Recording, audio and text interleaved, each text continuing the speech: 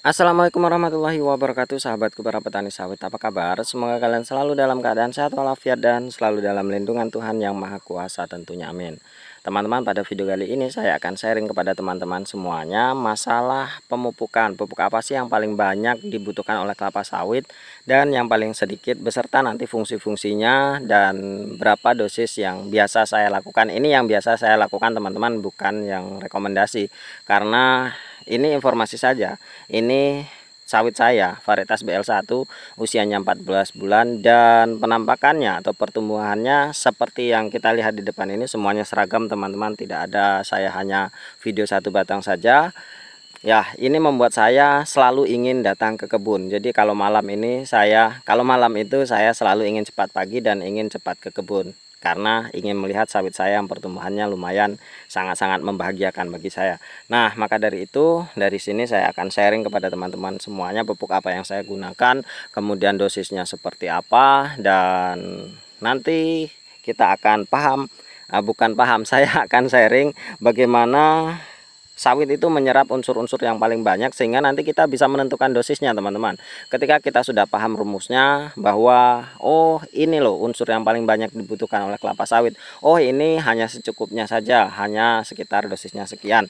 Nah, dari situ kita nanti akan mendapatkan efisiensi biaya teman-teman atau penghematan. Jadi tidak semua itu harus dipukul rata, dari misalkan kalium, fosfor, nitrogen, borak, kemudian dolomit, semuanya itu dosisnya sama, tidak teman-teman.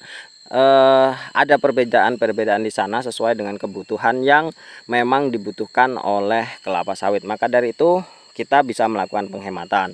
Dan tentunya teman-teman langsung saja, pupuk apa sih yang paling banyak diperlukan oleh kelapa sawit? Yaitu pupuk kalium teman-teman. Pupuk kalium itu adanya di KCL atau MOP teman-teman. Nah, kalian bisa beli kalium dengan merek KCL. Saya tidak bisa menyebutkan merek, tapi unsurnya saja teman-teman, KCL atau kalium. Di NPK juga ada kalium. Nah, fungsi dari kalium ini adalah untuk memperbesar batang, pembentukan sel, kemudian pembentukan sel buah, sel bunga, kemudian untuk proses pembungaan di sana, memperkuat batang teman-teman. Jadi kalau kita kurang KCL, batangnya itu akan mudah patah dan mudah roboh. Itu adalah kontradiktif dari fungsi urea teman-teman. Kalau urea ini untuk memperlembut batang, kalau kebanyakan urea nanti dia akan mudah patah, mudah roboh, dan tentunya akan berat dari pelepahnya itu, karena memang kebanyakan dari urea, dan itu defisiensi dari KCL. Nah, biasanya kalau defisiensi KCL, tanda-tandanya ada bintik-bintik kuning teman-teman di daunnya itu, atau daunnya menguning, kuning-kuning yang memang kuning cerah seperti itu. Itu biasanya tandanya adalah kekurangan atau defisiensi dari KCL atau kalium. Nah, yang paling banyak kita gunakan itu adalah kalium, baik itu di TBM maupun tanaman yang sudah menghasilkan. Apalagi kalau tanaman yang sudah menghasilkan, maka dosisnya itu paling banyak di antara 4 unsur itu teman-teman. Nah, kita bicara soal 4 unsur dasar plus 1 boron ya. Jadi ya magnesium, fosfat, kemudian nitrogen, kalium, dan yang terakhir adalah boron. Jadi pupuk yang saya gunakan teman-teman sebagai informasi adalah 5 pupuk dasar itu tadi. Jadi pupuk tunggal yang saya lakukan, saya tidak pernah menggunakan pupuk majemuk teman-teman.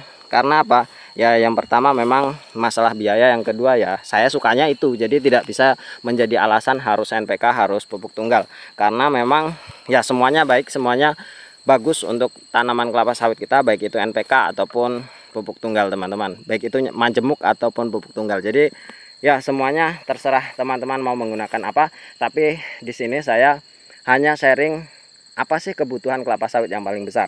Nah, itu adalah yang pertama adalah kalium yang paling besar. Maka dari itu dosis dari kalium itu biasanya itu lebih banyak dari yang diberikan dari pupuk-pupuk dasar lainnya atau pupuk-pupuk tunggal lainnya. Misalkan ini kalau tanaman menghasilkan ya teman-teman.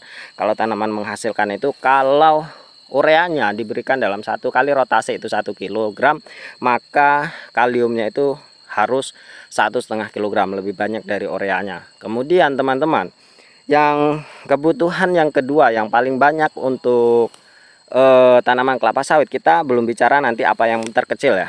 Jadi kita diurutkan saja biar lebih mudah menjelaskannya. Jadi yang kedua yang paling banyak dibutuhkan oleh kelapa sawit itu adalah nitrogen teman-teman. Jadi sudah kalium yang paling banyak, dosisnya paling banyak, kemudian nitrogen. Nitrogen ini adalah terkandung dalam pupuk urea, ZA, dan ya seperti itulah. Kedua pupuk ini biasanya mengandung nitrogen yang cukup tinggi dibandingkan dengan NPK atau pupuk majemuk, karena kandungannya hingga 46% teman-teman. Nah, nitrogen ini fungsinya apa? Fungsi dari nitrogen adalah untuk pembentukan klorofil, kemudian memperlembut akar, memperlembut batang, memperlembut pelepah, sehingga ketika memang kita berikan nitrogen dengan takaran yang cukup, maka daunnya itu akan sangat-sangat menghijau. Bahkan seperti yang di depan kita ini, hijaunya adalah hijau-hijau menghitam teman-teman. Jadi ini memang kebutuhan nitrogennya lumayan cukup baik, sehingga daunnya itu semuanya mekar dan banyak yang memang langsung terjuntai, dan itu bisa menambah intensitas cahaya itu, matahari itu masuk ke dalam bagian-bagian pelepah yang paling bawah, karena memang pelepahnya itu sudah mekar semuanya, dan itu akan mempercepat laju pertumbuhan. Dan yang kedua, bahwa ketika efek dari nitrogen ini akan memperpanjang pelepah dan memperbesar batang itu teman-teman. Apalagi di tanaman TBM ini, nitrogen adalah unsur yang paling penting yang harus sering kita berikan kepada tanaman kelapa sawit kita, supaya kita bisa menggenjot dari pertumbuhan kelapa sawit kita. Itu teman-teman yang kedua. Nah, dosisnya apa ya? Dosisnya di bawah dari kalium tadi. Yang ketiga, kandungan pupuk yang paling banyak diperlukan oleh kelapa sawit adalah magnesium teman-teman. Nah, magnesium ini biasanya terkandung dalam dolomit dan kiserit. Nah, mengapa magnesium ini sangat penting? Biasanya dilakukan di awal-awal rotasi pemupukan teman-teman, karena memang dolomit ini memiliki pH yang lumayan basa, sehingga bisa menetralkan pH tanah menjadi seimbang. Karena memang lahan atau kondisi lahan dari perkebunan kita ini biasanya itu cenderung bersifat asam akibat dari perlakuan manusia sendiri, seperti penyemprotan, kemudian pemberian pupuk kimia yang memang bersifat asam dan lain sebagainya, atau karena perlakuan alam seperti erosi, kemudian kekeringan, ataupun hujan yang lumayan cukup tinggi, itu bisa menyebabkan asam, sehingga diperlukan dolomit atau magnesium yang terkandung dalam dolomit itu teman-teman.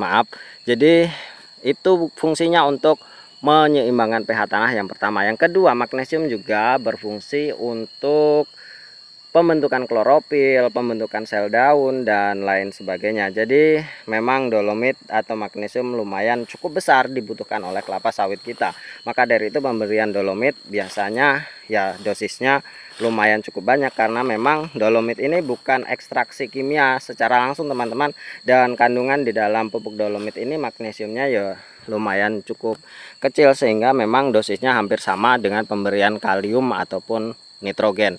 Ketika kalium kita berikan 1,5 kg untuk tanaman yang sudah menghasilkan ya teman-teman, biar enak lebih menceritakannya. Biasanya kalau kalium 1,5 kg per 1 kali rotasi, itu ureanya 1 kg, dolomitnya juga 1,5 kg. Biasanya seperti itu teman-teman. Kemudian yang terakhir itu adalah fosfat teman-teman. Nah, ketika kita menggunakan fosfat itu rotasi yang pertama sesudah dolomit sebelum urea teman-teman. Jadi kenapa fosfat ini kebutuhannya lumayan cukup kecil, tidak seperti nitrogen, tidak seperti kalium ataupun magnesium. Kebutuhan cukup kecil, namun memang sangat-sangat diperlukan oleh kelapa sawit, karena memang fungsinya itu lumayan cukup fatal teman-teman. Nah, fungsinya apa? Yang pertama yang sering kita dengar adalah untuk memperlebat akar, untuk kesehatan akar, memperkuat batang, dan yang paling penting itu adalah untuk transportasi makanan. Jadi fosfor atau fosfat itu biasanya untuk sebagai transportasi seperti hemoglobin lah, kira-kira seperti itu kalau di dalam darah. Nah, itu dosisnya lumayan kecil teman-teman. Mungkin ketika nitrogen itu 1 kg, kalium 1,5 kg, kemudian dolomit itu 1,5 hingga 2 kg. Nah, TSP ini itu mungkin hanya 3 ons ataupun setengah kilogram itu teman-teman. Jadi kita bisa melakukan penghematan ketika memang rotasi TSP, ketika rotasi dolomit itu kita bisa melakukan penghematan. Nah, mungkin ketika kita mendapatkan rotasi kalium, kita bisa mengeluarkan biaya yang lumayan cukup tinggi. Jadi tidak dipukul rata teman-teman. Tidak semuanya TSP 1 kg. kemudian KCl 1 kg, kemudian si nitrogen 1 kg, dan dolomit 1 kg. Tentu kalau memang seperti itu rotasinya terus lama-lama kita jebol teman-teman, karena memang harga TSP lumayan cukup tinggi kalau kita genjot dengan TSP yang sedangkan kebutuhannya itu tidak begitu besar, tentunya kita akan merugi di sana. Ya, bisa gunakan dengan dosis yang kecil ketika rotasi TSP ataupun kita menggunakan rock fosfat yang memang kandungannya lumayan cukup kecil dibanding TSP teman-teman. Dan yang terakhir itu boron. Boron itu memang mikro teman-teman, bukan unsur makro seperti 4 saudaranya tadi. Jadi kalau boron itu lumayan kecil, dosisnya ya sekitar per batangnya itu 75 hingga 150, ya disesuaikan dengan umurnya saja teman-teman. Nah, itulah urutan dari kebutuhan pupuk teman-teman. Yang pertama kalium, kemudian kedua nitrogen, yang ketiga magnesium, dan yang terakhir itu adalah fosfat, dan menyusul itu boron yang paling kecil karena unsur mikro. Jadi teman-teman sudah bisa menentukan dosis-dosisnya berapa dan bisa melakukan efisiensi di sana. Nah, mungkin teman-teman bisa mengolak-alik sendiri karena memang kebutuhan TSP lumayan cukup kecil, mungkin rotasinya dikurangi atau apapun lah seperti itu. Jadi memang atau seperti ini teman-teman, ketika teman-teman melihat itu defisiensi unsur hara apa baru diberikan, itu juga bisa. Namun kalau saya sih lebih baik mencegah daripada mengobati, karena mengobati akan sulit untuk diobati ketimbang mencegah. Itu teman-teman, mungkin hanya ini teman-teman. Terima kasih atas perhatiannya. Wassalamualaikum warahmatullahi wabarakatuh.